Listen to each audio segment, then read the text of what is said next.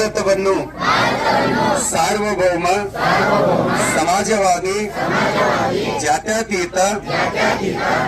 ಪ್ರಜಾಸತ್ತಾತ್ಮಕ ಗಣರಾಜ್ಯೋತ್ಸವವಾಗಿ ರೂಪಿಸುವುದಕ್ಕಾಗಿ ಭಾರತದ ಎಲ್ಲಾ ಪ್ರಜೆಗಳಿಗೆ ಸಾಮಾಜಿಕ ಆರ್ಥಿಕ ಮತ್ತು ರಾಜಕೀಯ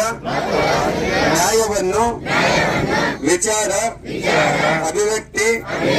ನಂಬಿಕೆ ಧರ್ಮ ಮತ್ತು ಉಪಾಸನೆಯ ಸ್ವಾತಂತ್ರ್ಯವನ್ನು ಸ್ಥಾನಮಾನ ಮತ್ತು ಅವಕಾಶಗಳ ಸಮಾನತೆಯನ್ನು ದೊರೆಯುವಂತೆ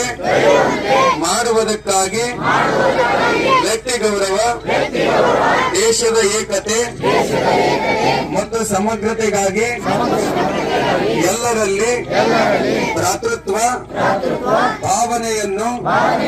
ಮೂಡಿಸುವುದಕ್ಕಾಗಿ ದೃಢ ಸಂಕಲ್ಪ ಮಾಡಿ ನಮ್ಮ ಸಂವಿಧಾನ ಸಭೆಯಲ್ಲಿ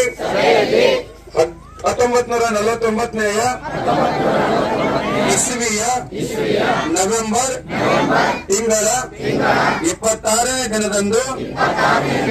ಈ ಸಂವಿಧಾನವನ್ನು ನಮಗೆ ನಾವೇ ಅರ್ಪಿಸಿಕೊಂಡು ಅಂಗೀಕರಿಸಿ ಶಾಸನವಾಗಿ ವಿಧಿಸಿಕೊಳ್ಳಲಾಗುತ್ತೇವೆ.